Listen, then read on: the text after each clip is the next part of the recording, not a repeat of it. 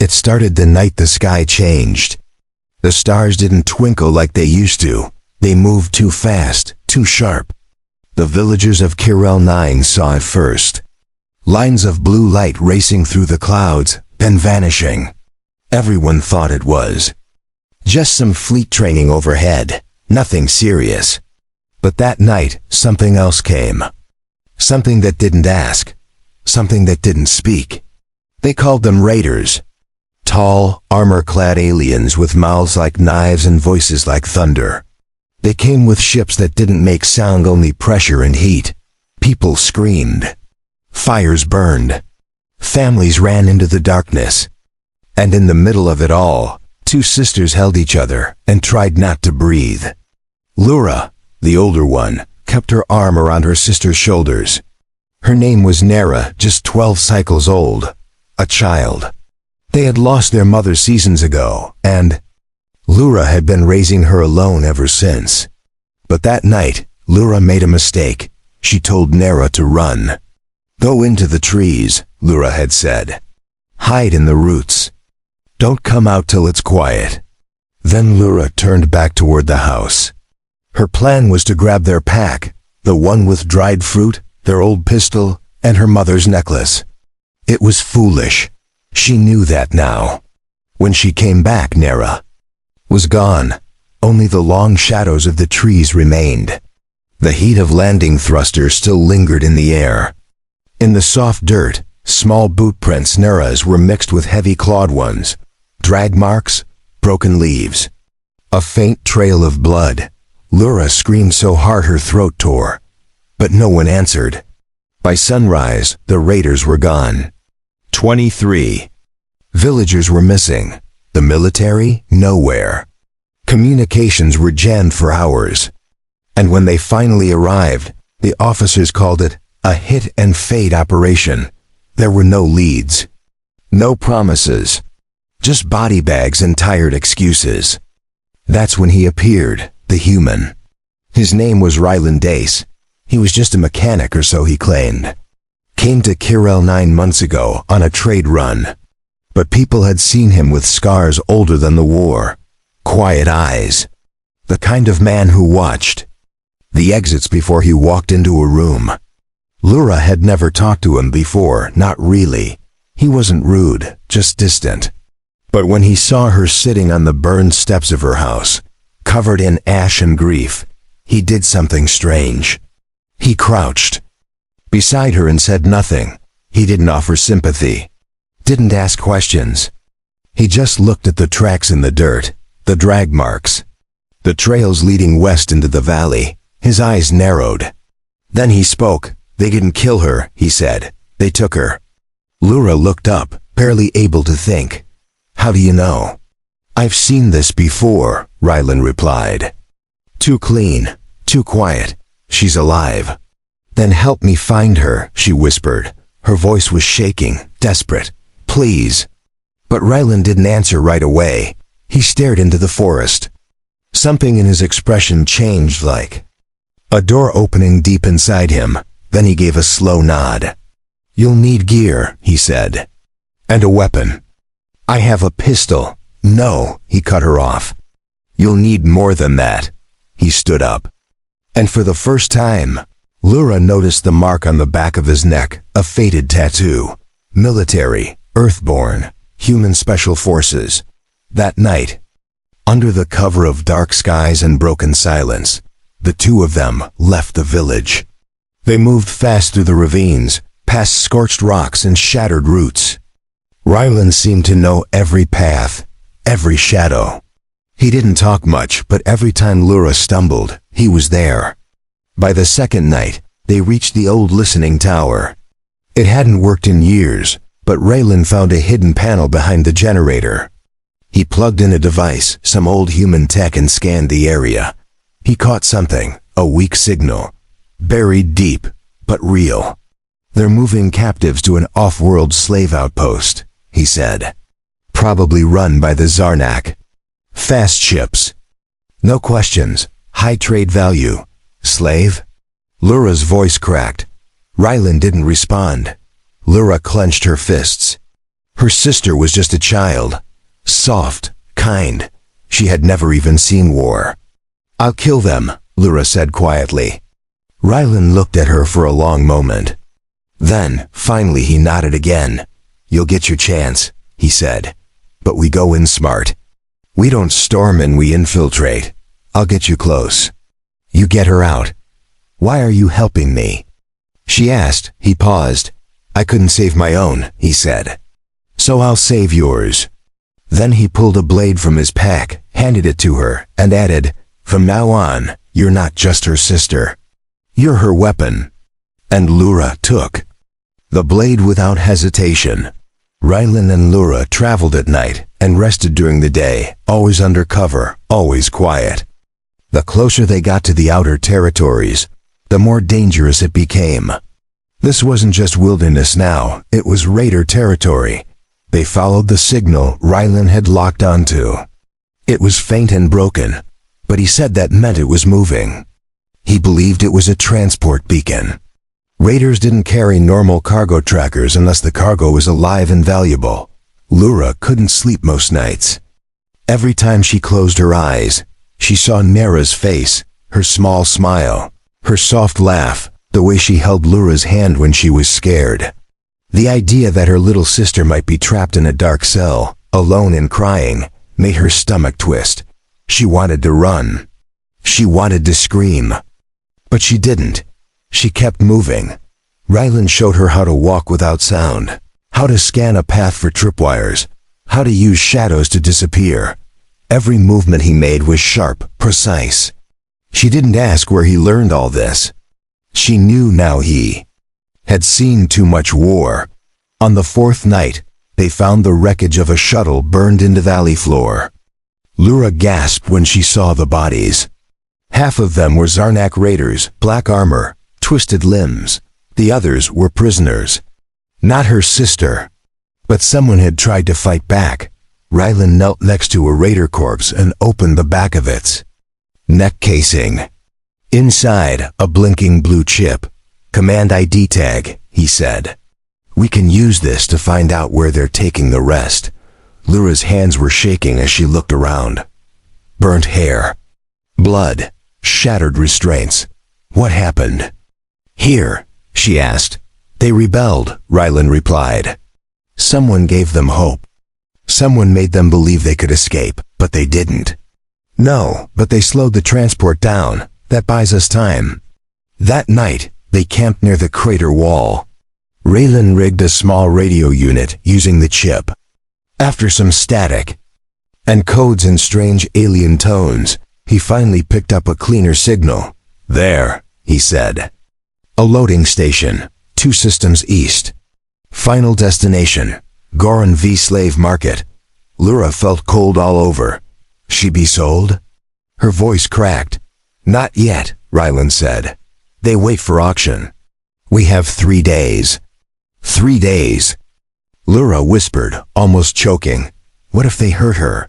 Rylan looked straight at her. "Then we'll make them pay." They hijacked a freighter the next morning. It was a mining vessel left at a refuel post. Rylan disabled the guard drone and wiped the logs. The old ship rumbled and sputtered but flew. Lyra sat beside him in the co-pilot seat, staring at the stars flying past them in streaks. Her hands gripped the seat hard. She had never left her planet before. "You okay?" Rylan asked. "No," she said honestly. "Good. Fear means you care, but don't let it freeze you." She turned to him. "Why are you really doing this?" He didn't answer at first. Then finally, he said, Long time ago, I was part of a rescue unit. One mission went bad. We found a child. A girl, just like your sister. But I was too slow. I never forgot her scream." Lyra didn't speak. He continued, "If I can stop it from happening again, even once, I will." Silence filled the cockpit. Then Lyra asked something she never thought she'd say. "Will you teach me how to shoot better?" He gave her a small nod and reached for the pistol in her pack. "Lesson 1, he said, handing it back. "Always check your weapon before trusting your aim. 2 days passed in the ship. They took turns resting and watching. Lura trained. In the cargo hold, Raylan showed her how to hold the pistol with both hands, how to breathe out before firing, how to keep calm even when her heart was racing. By the 3rd day, she could hit targets without shaking. She felt her hands grow steadier, her spine a little straighter. Then the alarms went off. Raylan leapt to the controls. "We've been scanned." "By who?" He narrowed his eyes. "Zarnak patrol ship." They recognized the stolen transponder. Lura's. Pulse shot up. "What do we do?" Raylan's jaw tightened. "We don't fight, not yet." He pulled the ship sharply toward a dense asteroid field. The enemy vessel followed. "Hold on," he said. The ship jerked and twisted. Metal groaned. Asteroids zipped by within inches. Lura braced herself as sparks flew from the ceiling panels. "Are they gaining?" she asked. Raylan grinned, just a little. They were. He pressed a button, and a pulse mine launched from the belly of the freighter. It detonated behind them with a bright flash.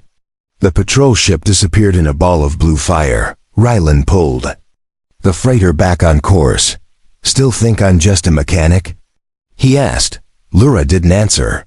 She was too busy staring forward, because in the distance, beneath a red star, she saw it, a massive floating fortress, Goran V slave hub of the outer rim. And somewhere inside, her sister waited. The fortress loomed ahead like a dead world in space. Goran V wasn't built for beauty. It was metal stacked on metal towers of cages, endless loading docks, and flashing lights in cruel, alien colors. Hundreds of ships floated around it, like hungry insects loading and unloading their cargo. Lura stared out the viewport, her fists clenched. "She's down there," she whispered. "Nera's down there." Raylan checked the ship's systems and flicked off most power. "We can't go in through the front. They scan every ship. We'll be caught before we're 10 meters in. So how do we get inside?" Lura asked, her voice tight. Raylan turned slowly and opened a small compartment in the floor. Inside were 2 suits old, scratched Eva gear with human tags still on them. "We drift in," he said, "like debris. I found an old maintenance chute they used to flush out garbage. We ride the trash stream. If we don't get spotted, we make it inside." Lura swallowed hard. "And if we do get spotted?" "They shoot us," he said simply. For a moment, she thought about stopping. About how easy it would be to just not go. But then she remembered Nera's small hands, her giggles, the way she used to sing when she didn't know anyone was listening. "I'm going," Lura said, voice steady. Raylan gave her one nod. "Then suit up." An hour later, they floated in silence. The suits were cold, the helmets foggy. They had no propulsion, only a slow push from a discarded supply container. They drifted through the outskirts of the fortress, just one of many garbage trails spinning lazily in orbit. To any scanner, they looked like waste. Lura's heartbeat was loud in her ears. Each second felt like a lifetime. Finally they neared the maintenance intake, an ugly chute venting steam and old fuel. The opening was small, just wide enough. "Now," Raylan said over the comm. They pushed off. Seconds later, the chute sucked them in. Metal scraped their suits. Steam blasted past. The smell of oil and rot filled their helmets. Then they landed with a heavy thud on a pile of junk. Lura groaned. "I think I broke my ribs." Raylan helped her up. "We're in. Time to move fast." He pulled out a small scanner, quickly adjusting the settings. The screen flickered and began pinging faint life signs. Multiple life forms, some human, some not, spread across the lower decks. Lura followed close as they moved through tight service tunnels. Pipes hissed. Vents roared. Twice they had to duck into maintenance closets when guards walked by, massive insect-like creatures in black Zarnak armor. Their faces had no eyes, just clicking jaws. "They don't need sight," Raylan whispered. They track by movement. And heat. He handed her a small patch from his pocket. Coolant gel. Smear it on your skin. It'll confuse them, at least for a few minutes if we get spotted. She did what he said. Then they reached the first holding zone. Behind the bars. Dozens of beings huddled together, humans, aliens, young and old. Most were silent, too weak to cry. Some looked up as Lura and Rylan passed, their eyes wide and empty. Lura tried not to look. She kept moving. She couldn't break now. Not yet. They reached the second chamber. A larger cell. Cleaner. And they're sitting. Quietly in the corner was Nera. Lura stopped breathing. Her sister looked thinner. Pale. Her hair was tangled. But she was alive. Alive. Nera. Lura whispered, almost collapsing. Rylan grabbed her shoulder. Careful. There are cameras. He pulled out a signal jammer from his pack and flipped it on. Then he crouched near the lock. 2 minutes. Cover me. Lura stood guard, her hands shaking on the pistol. Rylan worked fast. Wires sparking under his gloves. Then clicked. The door slid open. Lura rushed inside and dropped to her knees. Nera. The girl blinked, then slowly turned her head. Sis, she whispered. It's me, I'm here. I'm taking you home. Tears streamed down Lura's face as she hugged her little sister. Nera's tiny arms wrapped around her neck like vines. For the first time in days, Lura felt something again, hope.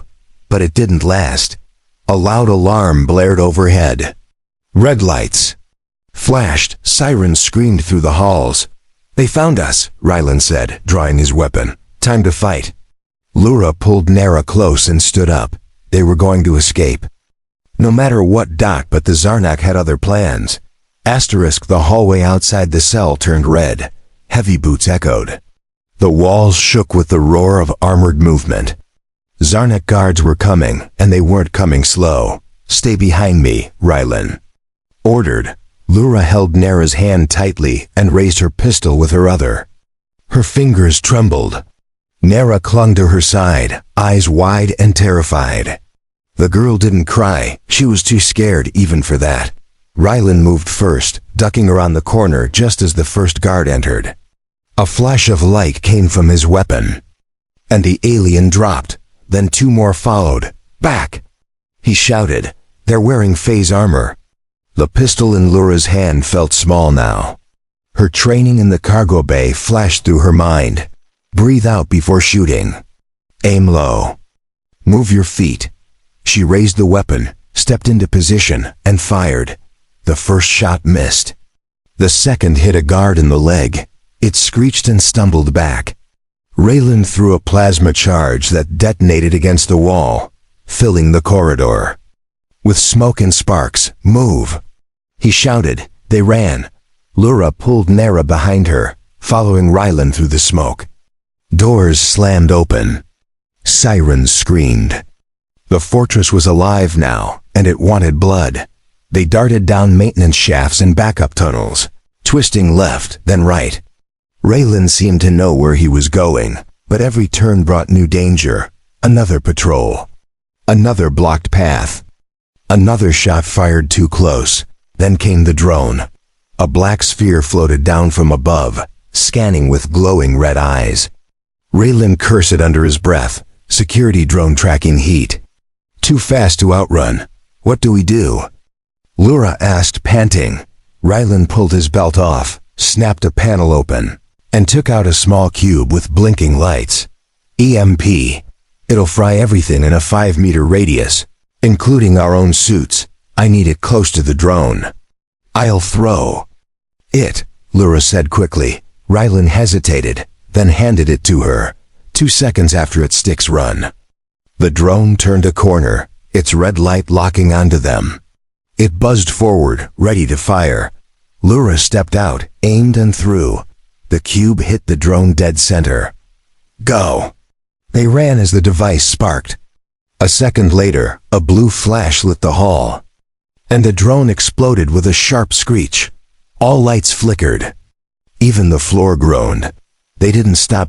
By the time they reached the hangar shaft, Lura's lungs were burning. Nera stumbled, but Lura caught her. Raylan scanned the hallway. "We're near the ship loading bay," he said. "If we can hijack a hauler, we can slip out during departure rotation." Alarms still blared, but this section was quieter. For now, they entered a storage room filled with crates, spare armor, and tools. Raylan handed Lura a new weapon, a sleek human-made blaster with better aim and charge. "You earned it," he said. She nodded, sweat dripping down her brow.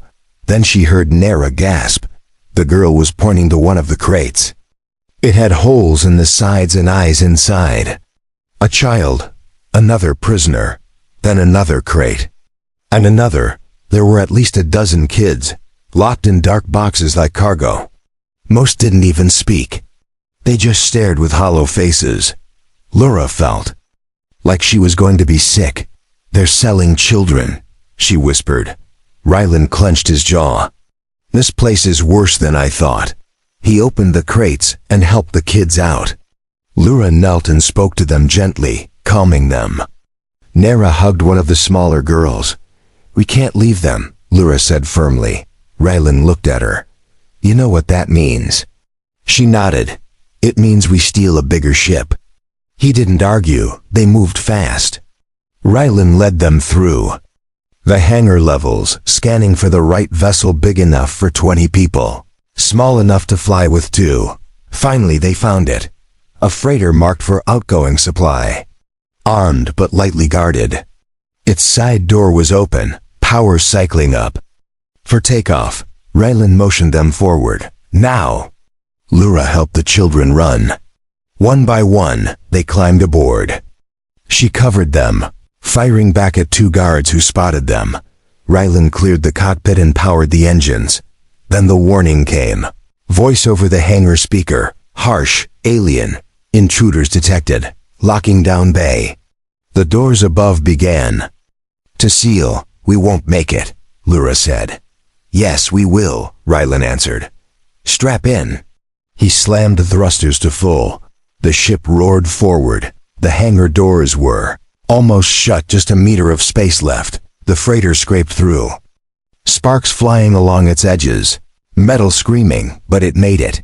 They were out. Lura collapsed into a chair, holding Nera tight. The children stared, silent, as stars filled the windows. Behind them, Goran V shrank into darkness. Raylan looked over his shoulder. "We're not safe yet. They'll follow." "They always do."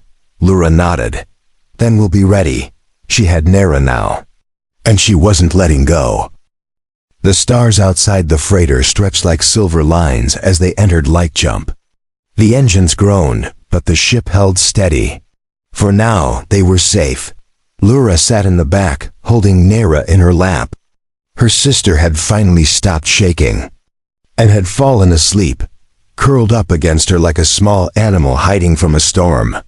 Around them, the other rescued children were wrapped in old blankets and scraps of cloth they'd found on board. None of them had spoken much, but none of them cried either. They were used to pain. Raylan entered the cabin, wiping sweat from his forehead. His sleeves were rolled up, hands covered in grease and burn marks. "How's the engine?" Lura asked softly. "Still holding together," he replied. "Just barely. This ship wasn't meant to be stolen. They probably set it up to break down if someone tried." "Will it get us to a safe zone?" "If I keep babying it, maybe. But I need a place to land and fix the coolant lines." Lura looked around. "We can't land on any colony. The Zarnik will scan all ports looking for us." "I know," Raylan said. Then he looked up, eyes narrowing. "But I might know a place." She waited. He leaned against the wall and crossed his arms. "There's a moon on the edge of the fallen belt. No real name. Just coordinates. Used to be a hidden drop point for resistance fighters during the border wars. It's off the grid. If it's still there, we can hide, refuel, and get these kids out of here. You sure it's safe?" "No," he said plainly. "But it's the best shot we've got." The next few hours passed slowly. Raylan stayed in the cockpit, hands moving across controls like he was playing a silent instrument. Lura tried to comfort the children. Some ate, some just sat and stared. Nera woke up once. Did they hurt me? She asked, voice tiny. Lura looked her in the eyes. No, not anymore. You're safe now. Is he the one who saved me? Nera pointed toward the cockpit. Lura smiled faintly. Yes, but he wouldn't have done it without you. Nera tilted her head. Why? Because you reminded him of someone. The jump ended with a lurch. Ryland's voice came over the intercom. Brace yourselves. We're coming in hot. Outside the window, the moon appeared gray, broken, and quiet. It looked dead. But as they got closer, Lura saw small blinking lights hidden between the rock signals. Old ones. The ship dropped fast, landing rough. Dust flew in every direction. Touchdown, Raylan called. Let's hope no one noticed. They opened the cargo door and stepped onto the surface. The air was breathable, but thin. The ground cracked beneath their boots. Lura carried Nera, while the older children helped the younger ones. Ryland found a steel hatch buried under rocks. He kicked it 3 times and a strange pattern dotted opened. Inside was a forgotten hideout rusty butt. Intact, there were cots, rations, old water filters. A dusty flag of earth hung on the far wall. We'll rest here for the night, he said. Tomorrow, I'll start repairs. That night was the first time in days that Lura felt calm. She and Nera slept close, surrounded by silence and steel. Raylan stood watch with his weapon in hand, eyes always scanning, ears listening to the wind blow across the hollow moon. But the calm didn't last. At dawn, Lura woke to a sound. A low hum not from their ship. She rushed out of the bunker and saw Raylan already outside. Looking up, a single Zarnek scout ship floated in the sky, small, fast, and deadly. Its scanner lights were sweeping across the rocks. They tracked us, Lura whispered. Raylan's jaw tightened. That fast means they had a backup tracker on board. One we didn't find. Can we run? No, not in time. Then what? Raylan turned to her, calm and cold. We make them think we're not worth chasing. He walked back into the bunker and grabbed a pack of old explosives. Lura's eyes widened. What are you doing? Sending a message. He handed her a data card. These are the coordinates to a refugee transport hub in the Gellan system. Take the ship. Get Nera and the others there. They'll be safe. You're not coming? She asked. I'll draw them off.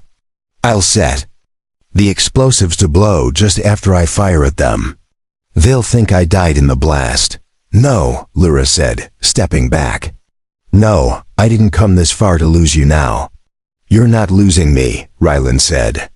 I'm choosing to protect you, like I couldn't do for my family. Let me do this. Lura stared at him, heart pounding. Then slowly she nodded. You better survive, she whispered, because if you don't, I'll find you in the next life and kick your ghost. He gave her a crook smile. Deal. Then he turned toward the light, toward the ship in the sky, and walked alone into the rising wind. Lura watched as Ryland disappeared behind the ridge, carrying the explosive pack on his back. She didn't blink. Her hands were tight around Nera's arms, and the other children stood behind her, all quiet. No one asked questions. Even the youngest one seemed to understand that something serious was happening. Inside, Lura's chest was on fire. Her heart screamed to chase after him, to stop him. But she knew he was right. If even one Zarnek ship reported their location, more would follow, hundreds. They had to believe Ryland died here, or they would never stop hunting them. Lura turned and looked at the data chip in her hand. The coordinates for the Gellan refugee hub glowed softly. Safety. But only if they made it. She ran to the freighter and started warming up the engines. The ship shook as the power cells roared to life. Lights flickered. The nav screen blinked green. Behind her, Nera climbed into the co-pilot seat. Will he be okay? she asked. Lura looked at her sister's face. So small, so full of hope. I don't know, she said honestly. But we're going to make sure his plan works. Then, far behind them, an explosion lit up the sky. It was massive. A cloud of fire and dust rose high above the rocks. The Zarnak scout ship spun in the air, caught in the blast, then burst apart like shattered glass, Lura gasped. The shockwave rattled the freighter. Then silenced. No sign of Rylan. Nara reached for her hand, holding it tight. Tears slid down Lura's face. But she didn't let go of the controls. She launched the freighter. They broke atmosphere in less than a minute. No other ships followed, no warning signals. Just black space and stars ahead. Nara leaned her head on Lura's shoulder. He saved us. Lura nodded, swallowing the lump in her throat. He did. Hours passed. The freighter drifted silently toward the Gellan system. Lura stayed in the pilot seat, eyes forward, fighting sleep. She didn't want to rest. She was afraid if she closed her eyes, she'd see fire. Or Rylan's last smile, but as the stars moved and the ship hummed, her body gave in. She drifted off. When she woke, Nara was gone from the co-pilot seat. Panic hit her chest. She stood fast and rushed to the back of the ship. Nara was there, sitting with the other kids. They were playing with old food wrappers and drawing pictures on a metal panel using their fingers. Lura slowed her steps. One of the children pointed at the drawing Nara made. That's him, Nara said proudly, the man who saved us. She had drawn a stick figure with wide shoulders and a little badge on his chest. That's Rylan, she added softly. Lura smiled. A sad smile. But proud too. The console beeped in the cockpit. Lura ran to it and saw the nav system flashing. They had arrived at the Gellan refugee hub. It was a giant station floating near a dead planet surrounded by patrol ships and bright signal lights. It looked like a city made from metal and hope. Lura activated the comm. This is an emergency docking, she said into the mic. I have 16 rescued miners on board, requesting safe port. No weapons. Please respond. There was silence. Then a voice, female, calm, human. Transmission received. This is Station Vera. Landing pad B7 is open. Welcome home. Lura blinked. Home? She hadn't heard that word in a long time. They landed slowly, the station guiding them in with blue lights. As soon as the hatch opened, aid workers in clean uniforms rushed in blankets. Med kits, food. The children were let out gently. Lura carried Nara herself. Inside the station, they were met by Earth Federation officers and 2 alien diplomats. All looked shocked at the number of survivors. You brought back all these children. Alone? One officer asked. No, Lura said, voice steady. A human helped us. He got us this far. Where is he? Lura shook her head. He didn't make it. The officer's face changed. What was his name? Rylan Dace. The officer typed something into a small device, then paused. Rylan Dace. Special Forces. Lost during Operation Silent Flame. Declared dead 10 years ago. Lura blinked. No, he's alive. He was alive. He was, until now, she added quietly. Then she turned to Nara and the others. He gave his life to save us, don't forget that. Nara looked up and nodded, holding her sister's hand tighter. They were safe now, but the story wasn't over, because heroes don't always vanish. Sometimes they come back. 2 weeks passed. Lura stayed at the Gellan refugee station while the rescued children received care, food, and warmth. Doctors checked Nara every day. She was healing slowly, but her spirit had returned. She smiled more now, even laughed. Once when one of the alien nurses slipped and fell into a tray of powdered food. Still, the station lights felt too clean. Too quiet. Lura couldn't sleep most nights. She would sit near the viewing dome, staring out into the stars, holding the small sketch Nara. had made of Rylan, the strong man with broad shoulders and a square jaw. She had told the officials everything. The raid, the escape, the moon, the final blast. The Earth Federation added Rylan's name to the list of honored war heroes. A memorial entry was created in the central core with his old photo and a single sentence. He broke all rules to save. Just one life, then saved 16 more, but it wasn't enough. Not for Lura. He had become more than just a soldier to her. He was the one who didn't give up. When no one came, he came. When everyone else gave excuses, he acted. He didn't see aliens. He didn't see species. He only saw wrong and stood against it. One morning, Lura woke to the sound of commotion. She rushed out of the sleeping quarters. Officers were gathering around the command bay. A security alert had been triggered. A small ship had entered Gellan space, unregistered, damaged, and barely flying. Lura's heart stopped. The screen showed a rusted single-pilot shuttle limping toward the station. Smoke trailed behind it. Its communication system was broken, but a single emergency beacon was blinking from its underside. A human military code. Her voice cracked as she stepped closer to the officers. "Let me go to the dock, please. I need to be there." They let her through. She ran. She stood near the sealed airlock as the station crew opened it slowly. Weapons drawn, medical units waiting. And when the door hissed open, smoke poured out. Then he stepped through. Rylan. His armor was scorched, and one side of his face was bloodied. He was limping badly. His eyes were tired, but they were alive, focused. He looked up, blinking into the light. Then his gaze locked onto Lura. She gasped.